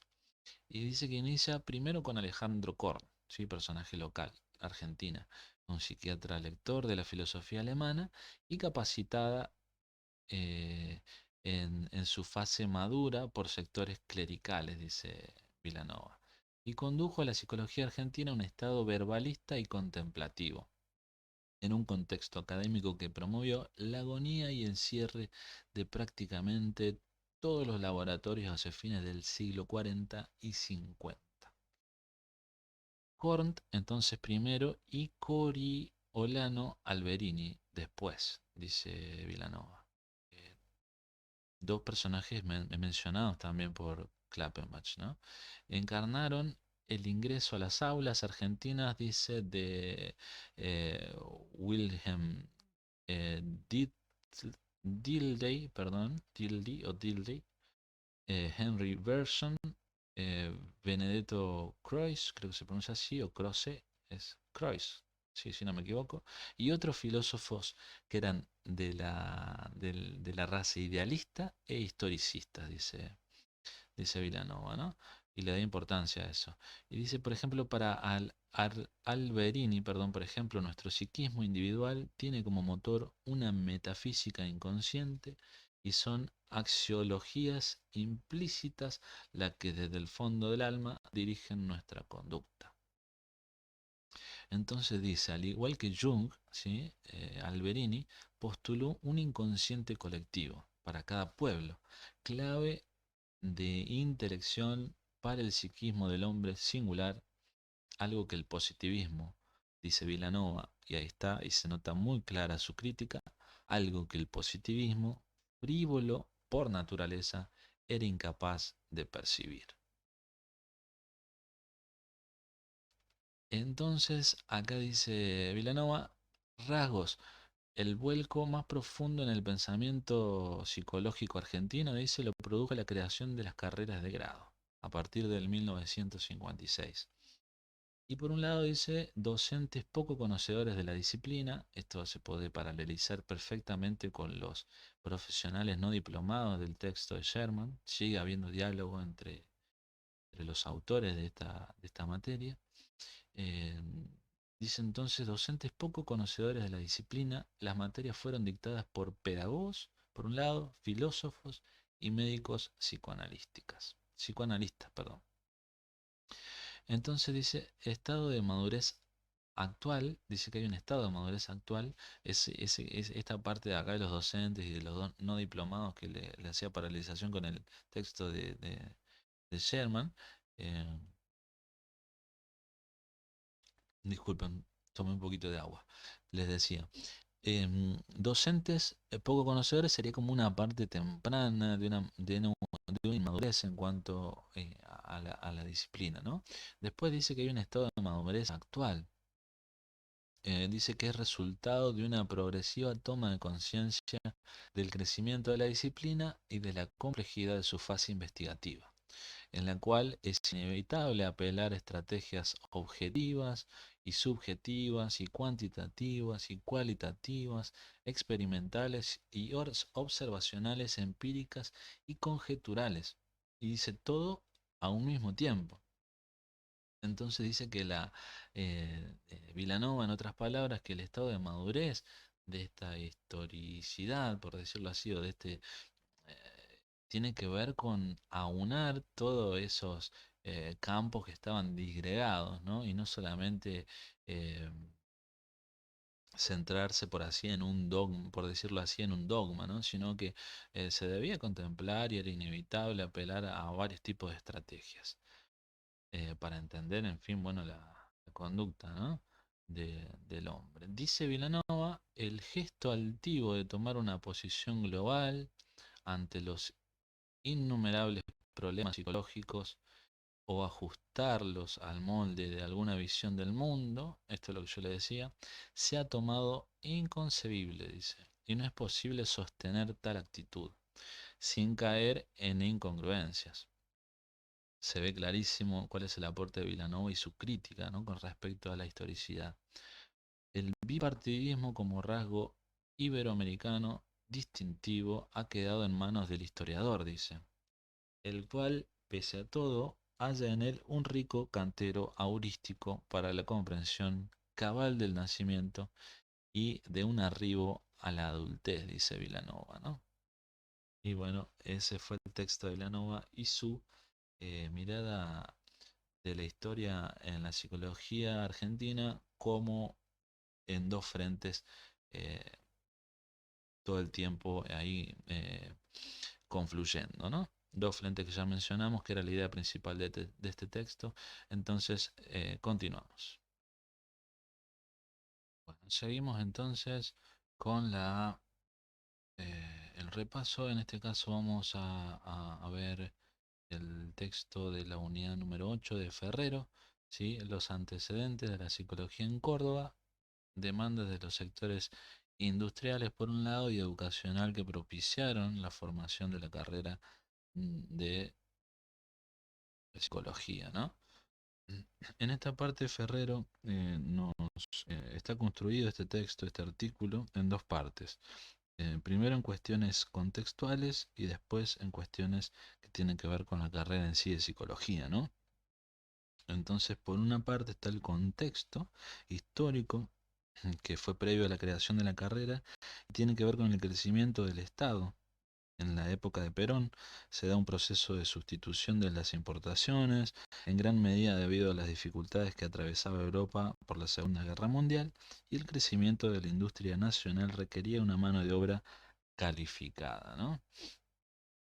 En este caso, trayéndolo más cerca a lo que es Córdoba, acá nos indica Ferrero, el autor, el crecimiento de la industria nacional requería una mano de obra calificada, como acabamos de decir, y en Córdoba en los años 40 la ciudad tiene una expansión debido principalmente a la llegada de empresas automotrices, que bien dos de ellas, dice Ferrero, con ideologías propias, ¿no?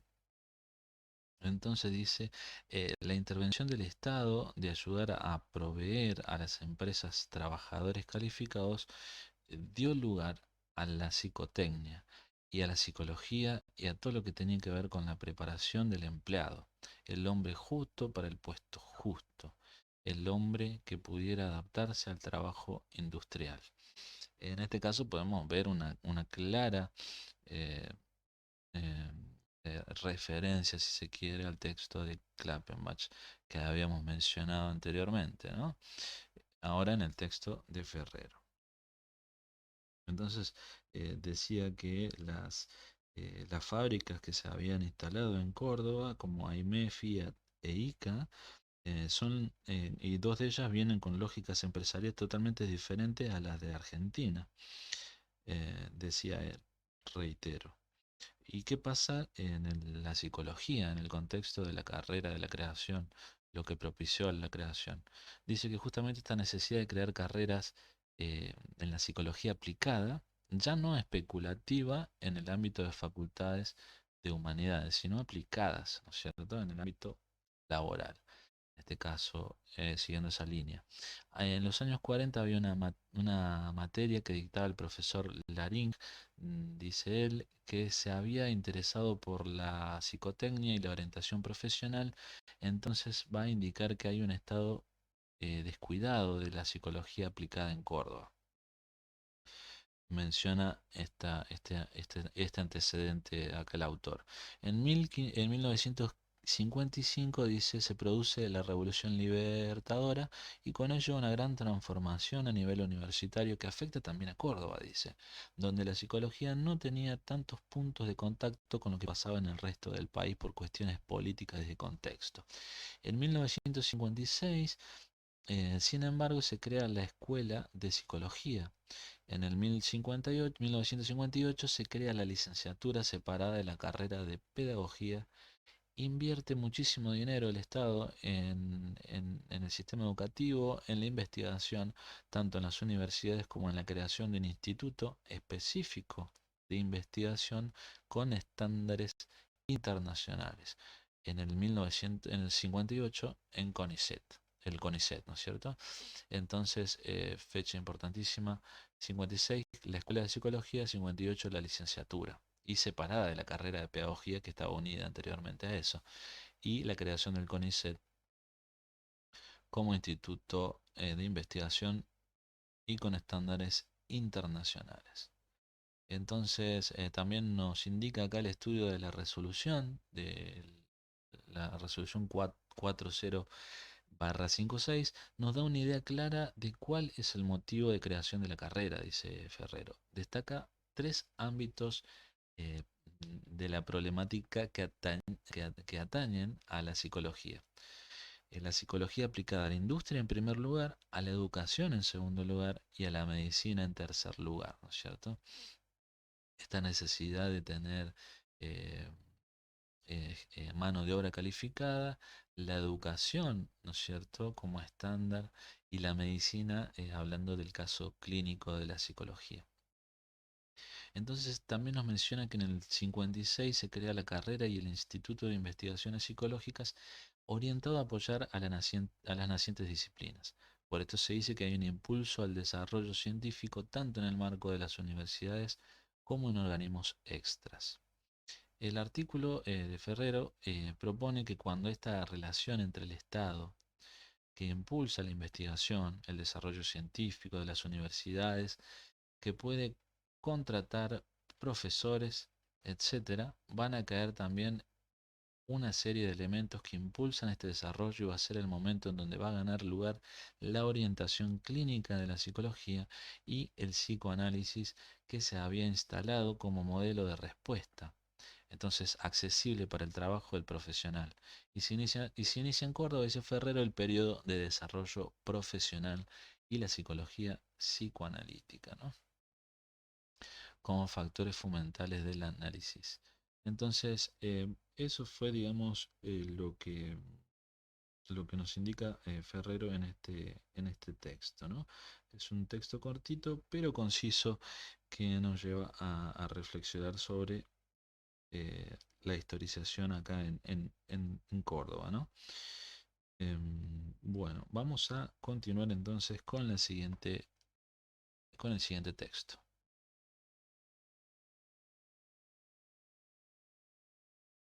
Bueno, comenzamos acá entonces con el texto de Sherman en en el que va a hablar de memorias de psicología en Córdoba también, y va a hablar de la periodización de la psicología argentina, y la primera división dice es entre la psicología sin diploma y la psicología con diploma. En la psicología sin diploma, eh, eh, eh, sin, eh, dice que son personas sin diplomas, diplomados, sin diploma, ¿no? Y que era ejercida por médicos, educadores, psicopedagogos, filósofos, etcétera, pero que no eran propiamente psicólogos, ¿no? Y dice en la segunda etapa la psicología con diploma, que eran los primeros egresados quienes van a reclamar por el campo, ¿no? Otra periodización, dice Sherman, que se puede hacer y que se puede seguir teniendo en cuenta la época de la psicología con o sin diploma en Córdoba, podrían ser los distintos hitos de alcance nacional que tuvieron efectos en la carrera. Y dice, en primer lugar, la reforma universitaria del 1918, que va a cuestionar el orden de la enseñanza universitaria, dice Sherman. Dice también que tiene importancia la Revolución Argentina Liberadora o el golpe de Estado del 55. Y también va a mencionar acá el estadio del Cordobazo en mayo de 1969, que pone en primer lugar la capacidad de movilización popular para transformar el orden de diferentes cosas. A partir de allí se va a abrir en la dinámica nacional un modo de participación social, política y totalmente diferente a las que tuvimos antes y que en Córdoba se va a cerrar en el 1974, dice Sherman. La autora entonces dice, esto finalmente se consolida en el 76 para todo el país con el golpe de Estado y el comienzo de la última dictadura militar, conocida como el proceso de reorganización nacional. La carrera de psicología en Córdoba no se cierra, sino que se cierra el ingreso, dice. No hay nuevos estudiantes, pero los demás siguen cursando, aunque en otras provincias. Perfecto. Después nos indica que en el 78 se reabre la carrera con examen de ingreso con un cupo para 60 personas, nada más, y que con un plan de estudio que está sujeto al control total de la institución. Los planes, programas y bibliografía eran controlados. Esto quiere decir que no se podía trabajar a autores que estaban censurados o que se recomendaba no trabajar. Qué importante esta censura que está marcando acá la autora, ¿no? La dictadura que gobernó el país entre el 76 y el 83 representó, dice Sherman, un duro golpe a la ciudadanía y al país en general. Y hubo repercusiones, persecuciones, perdón, tortura, y se intervino en la economía, los derechos laborales, los derechos de circulación, etcétera, que afectaron los derechos humanos e impactaron en la carrera y en el campo profesional de la psicología, muy de la mano con lo que hablaba Clappermach en este periodo también, ¿no?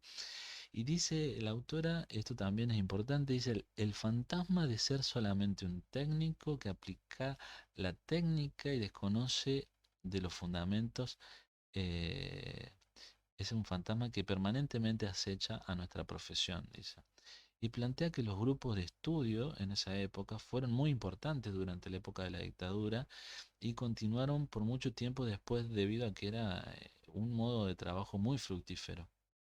Y se puede considerar como una estrategia, dice, los grupos de trabajo, una estrategia de supervivencia profesional en un mundo que había cambiado, dice la autora.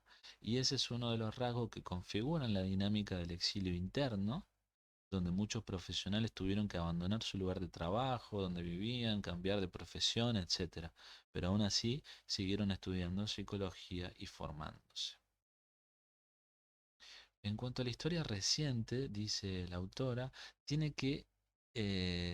que historizar esto acontecido en un pasado muy cercano, porque pasó hace poco, dice, cuyos efectos todavía duelen en la sociedad, y también construir las condiciones de posibilidad para realizar su propio análisis. Esto es desde qué perspectiva se va a plantear el historizador realizar ese relato, ese estudio, y a qué fuentes va a acudir, dice la autora, y cuál va a ser el alcance, a qué público está destinado, etcétera. Por eso, uno de los elementos es acotar y no tratar de abarcar todo, dice. En tercer lugar, dice que con la apertura de las universidades y la reincorporación de los profesionales cesanteados, los que vuelven del exilio y traen nuevas tareas y la legalización del rol profesional, esta va a ser una nueva historia, dice la autora. Por eso, Klappenbach habla del periodo que sigue a la dictadura como el periodo de la plena institucionalización. Perfecto, acá de vuelta haciendo una referencia clara a Klappenbach y a este periodo, que después del periodo de la dictadura viene el periodo de la plena institucionalización y también el reconocimiento del psicólogo, ¿no? Bueno, eso fue todo acerca de esta autora. Me parece que hemos tocado los puntos nodales y fundamentales. Así que seguimos con el siguiente texto. Entonces, bueno, por último entonces vamos a finalizar con la unidad número 9, la Ley de Salud Mental número 26657. Recuerden bien este número porque es muy probable que se lo tomen en el parcial. Es muy probable que le tomen una pregunta que sea específicamente de cuál es el número de la Ley Nacional de Salud Mental. Entonces es la 26657. Perfecto. Vamos a entonces a involucrarnos en los aspectos más generales de la ley y a posibles preguntas del parcial entonces, por lo tanto. La salud mental, entonces, en el artículo 3 es considerada en esta ley un proceso determinado por componentes históricos, socioeconómicos, culturales, biológicos y psicológicos. Entonces cambia, digamos, el paradigma que venía teniendo antes la salud mental, ¿no es cierto? Con respecto ya a su definición acá en el artículo 3 como un proceso entonces dinámico y determinado por múltiples componentes como acabamos de mencionar. Con respecto al padecimiento psíquico, en el artículo número 1, dice que todo tipo de sufrimiento psíquico de distintos tipos de crisis, eh, que son distintos tipos de crisis previsibles o imprevistas y situaciones, perdón, más prolongadas de padecimiento. El proceso, entonces, esto es un proceso complejo, determinado por múltiples componentes, como acabamos de mencionar, ¿sí? Perfecto. Vamos a la siguiente diapositiva, que nos va a hablar del consentimiento informado que tienen que tener las personas que padecen, ¿sí? Estos malestares psíquicos y que padecen de malestares mentales. Entonces el artículo 7 aquí nos va a hablar del derecho a no ser objeto de investigaciones clínicas ni tratamientos experimentales sin un consentimiento fehaciente, ¿no es cierto?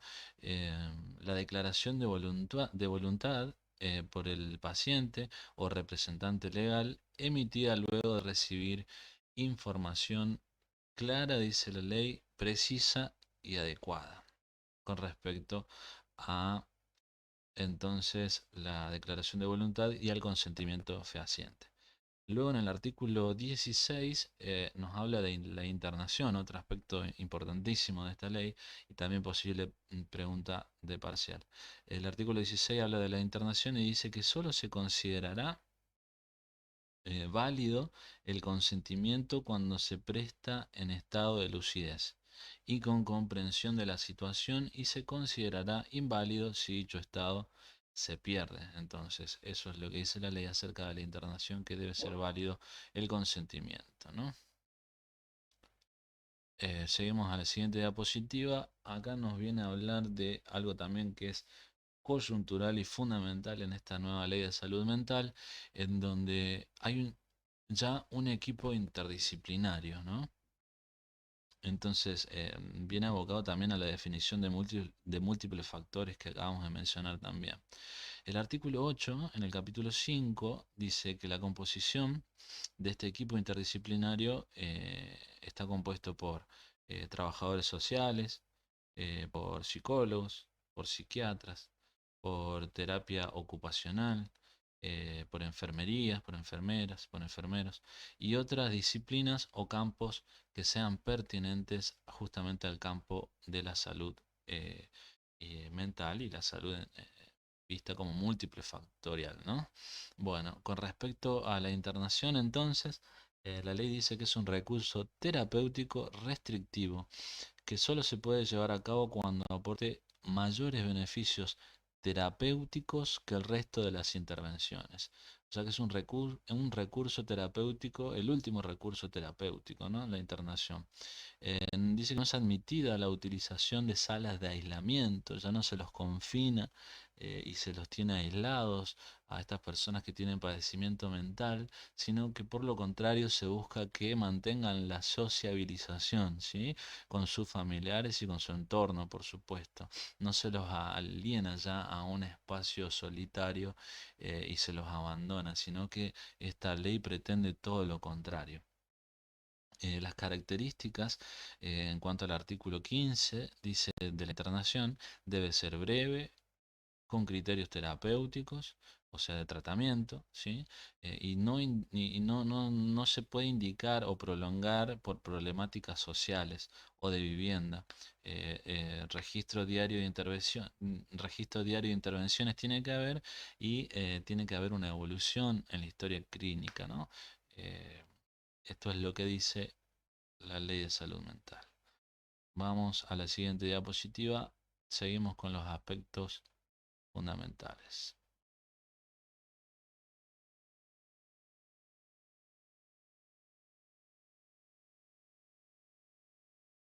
Bien. Con respecto a los requisitos que se deben tener en cuenta para la internación, en el artículo 16 dice que tiene que haber 48 horas, al menos dos profesionales firman el diagnóstico y justificación, ¿sí? El psicólogo o psiquiatra eh, y se busca, bueno, los datos de la identidad, que es muy importante, a la hora de la internación y el entorno familiar y el consentimiento informado en el artículo 19 y el artículo 17 habla de la identidad y del entorno familiar, tan importante, ¿no? Aspectos muy importantes que seguramente son preguntas de parcial. Y dice sobre la internación que es de riesgo cierto e inminente, el artículo 18, la persona internada bajo su consentimiento podrá en cualquier momento, dice, decidir por sí misma el abandono de la internación. Eh, entonces, ahora pueden decidir por sí mismos, ¿no? Siempre que haya, bueno, estos grados de lucidez, ¿no es cierto?, de lo que también habla la ley. El artículo 20 dice que la internación involuntaria es un recurso terapéutico, pero solamente en modo excepcional. ¿Mm? Esto también es fundamental. Posible pregunta de parcial. Entonces, la internación involuntaria es un recurso terapéutico solamente en un modo excepcional y como último recurso. En un caso de riesgo cierto o inminente ante la propia persona o terceros. Bien, entonces acá ya nos introduce la ley al hablar sobre los manicomios en el artículo 27. Dice que queda prohibida la creación de nuevos manicomios o nosocomios neuropsiquiátricos o instituciones monovalentes públicos o privados. Queda prohibida directamente la creación de nuevos manicomios. Y los ya existentes deben adaptarse a hasta su sustitución definitiva por dispositivos alternativos, como por ejemplo la casita de medio camino acá en Córdoba, el hogar de día y bueno, el muy importante trabajo de acompañantes terapéuticos, ¿no? Que justamente sirve a tal fin, ¿no? El de la em, adaptación de estos nosocomios hacia eh, el, hacia lo que instituye la nueva ley de salud mental. Entonces también dice que se busca promover el mantenimiento de vínculos con los familiares, allegados, entorno laboral y social, solamente salvo excepciones, ¿no? Lo que hablábamos recién de la sociabilización y no de la exclusión, ¿no es cierto?, de las personas que tienen padecimiento mental. Y bueno, sin más, llegamos al fin con este simpaticísimo monito que de alguna manera nos hace reír y nos da esa estructura para afrontar el parcial que les queda por delante a ustedes, ¿no? Eh, espero que, bueno, el repaso les sirva, que puedan aprobar todos y bueno, desde Sur en Psico les deseamos todos los éxitos del mundo y bueno, esperemos que este repaso les haya servido a tal fin y cualquier cosita estamos a su disposición entonces por los canales de Sur en Psico en todas sus variaciones, en los grupos de WhatsApp, en Instagram, en Facebook, en YouTube. Así que cualquier cosita, chicos, nos avisan y todos los éxitos del mundo. Espero que aprueben todos. Hasta luego entonces. Chau, chau.